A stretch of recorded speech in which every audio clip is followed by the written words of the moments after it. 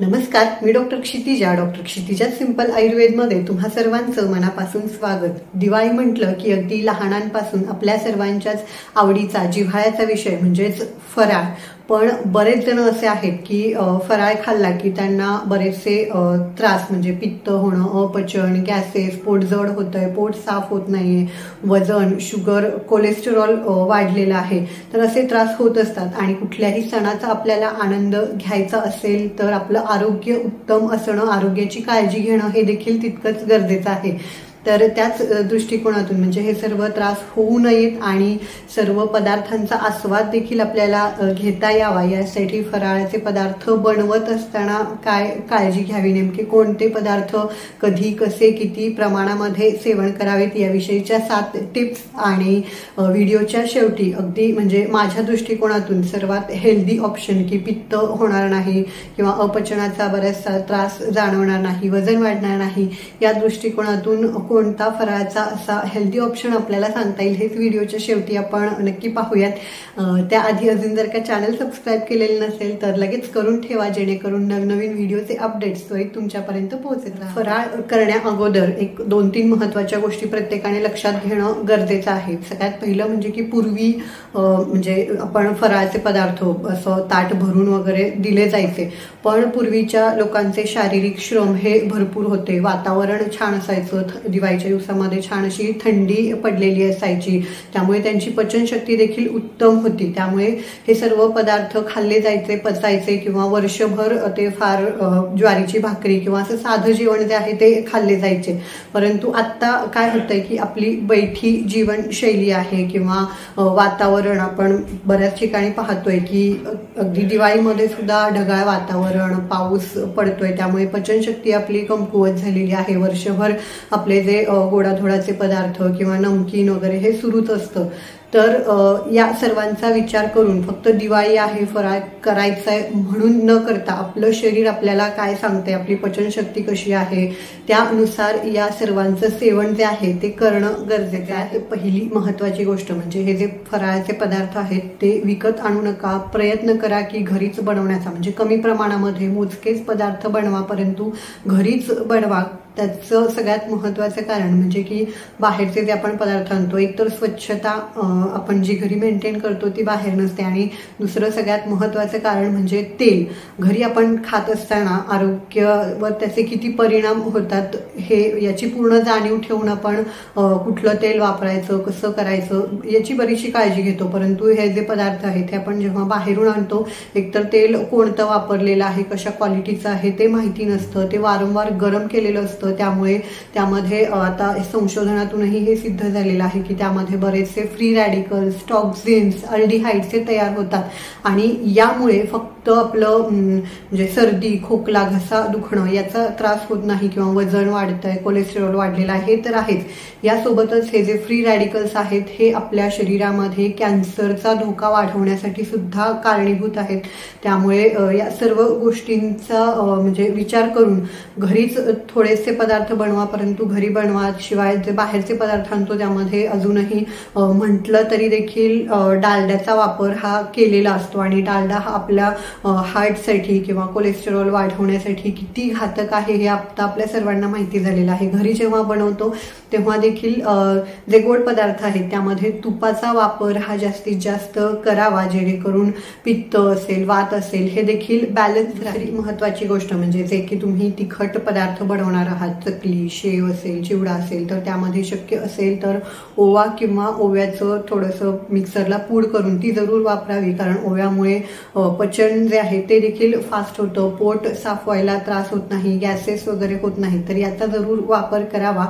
आणि जे गोड पदार्थ आहेत त्यामध्ये वेलची पूड, आपली जी विलायची असते ती, म्हणजे फक्त वासासाठीच नाही तर विलायची सुद्धा उत्तम पाचक, पित्त कमी करणारी तसंच भूक वाढवण्यासाठी मदत करणारी देखील सांगितलेली आहे। तिसरी महत्त्वाची गोष्ट म्हणजे की जर का तुम्हाला भूक असेल तरच खा, कारण तुम्हाला भूक असेल तरच हे सर्व जे जड पदार्थ आहेत ते त्याचं पचन व्यवस्थित होणार आहे आणि या सर्व त्रासांपासून देखील आपण लांब राहणार आहोत। फक्त खमंग वास येतोय किंवा पाहुण्यांनी आग्रह केलेला आहे म्हणून जर का तुम्ही खाल्लं तर याचं पचन व्यवस्थित होणार नाही आणि पचन नाही झालं की हे जे सर्व त्रास आहेत, वजन वाढणं असेल किंवा अपचन, गॅसेस, हे सर्व होणार आहे। चौथी महत्त्वाची गोष्ट म्हणजे की थोड्या प्रमाणामध्ये म्हणजे छोटीशी प्लेट घ्या, खूप अगदी असं मोठं ताट घेऊन त्यामध्ये खूप फराळाचे पदार्थ घेऊ नका। प्रमाण जे आहे ते कमी ठेवा आणि सर्वच पदार्थ हे थोडे थोडे म्हणजेच गोड असेल, तिखट असेल। बऱ्याचदा काय होतं की गोड आवडते म्हणून फक्त गोड पदार्थ खाल्ले जातात किंवा तिखटच आवडते म्हणून फक्त चकली, शेव, चिवडा याचंच सेवन केलं जातं। तर यामुळे जे त्रास आहेत ते वाढतात। त्यामुळे सर्वच पदार्थ थोडे थोडे ताटामध्ये घेऊन त्याचा आस्वाद घेतला तर आपल्या शरीरातील जे वात, पित्त, कफ हे तीनही दोष आहेत याचा सुद्धा आपल्याला बॅलन्स हा ठेवता येईल। महत्त्वाची गोष्ट म्हणजे की कधी खायचे, तर बरेचसे जण सकाळी नाश्त्यासाठीच म्हणजे उपाशी पोटीच याचं जे सेवन आहे ते करतात। तर यातील बरेचसे पदार्थ जे आहेत ते फक्त मैदा, बेसन किंवा तळलेले असेच असतात। त्यामुळे ते पचायला अतिशय जड असतात, कफ, पित्त वाढवतात आणि सकाळी आपलं जे पोट आहे ते त्यामध्ये पचनशक्ती चांगली असते। तर अशा वेळेला हेल्दी काहीतरी खाणं गरजेचं आहे। त्यामुळे सकाळी 8-9च्या आसपास तुम्ही जे ताजे बनवलेले पदार्थ आहेत हेल्दी असे ते नाश्त्यासाठी घेऊन नंतर 1-2 तासांनी हे फराळाचे पदार्थ खा किंवा मग जेवण पोटभर तुमचं जेवण झालेलं आहे आणि त्यानंतर असं फराळाचं ताट जर का तुम्ही खाल्लं तरी देखील याचं पचन व्यवस्थित होणार नाही। तर त्याऐवजी जेवणासोबतच थोडे थोडे जे पदार्थ आहेत जेवणासोबतच याचं सेवन केलं तर म्हणजे एक्स्ट्रा कॅलरीज पण तुमच्या आतमध्ये जाणार नाहीत किंवा यामुळे पित्त देखील वाढणार नाही। किंवा मग जेवणासोबत घेऊ शकता किंवा जेवण झाल्यानंतर किमान 3 ते 4 तासांचा गॅप ठेवून म्हणजे दुपारी तुमचं जेवण झालेलं आहे तर 4-5च्या सुमारास हे जे फराळाचे पदार्थ आहेत हे घेतले तर त्याचा फारसा त्रास आपल्याला होणार नाही। 6वी महत्त्वाची गोष्ट म्हणजे की फराळ केल्यानंतर चहा, कॉफीचं सेवन कधीही करू नका। हे पदार्थ पचायला जड असतात, सहज आपण त्यामुळे सुस्ती आल्यासारखं वाटतं तर गप्पा मारत मारत आपण चहा पिणं किंवा कॉफी पिणं किंवा त्यासोबत कोल्ड ड्रिंक्स घेणं हे करतो। तर यामुळे याचं जे पचन आहे ते अजूनच जास्त स्लो डाऊन होतं, पित्त, घसा दुखणं याचे जे त्रास आहेत ते देखील वाढू शकतात। त्यामुळे किमान फराळ झाल्यानंतर 1-2 तास तरी चहा, कॉफी, कोल्ड ड्रिंक्स हे काहीही घेणं टाळावं।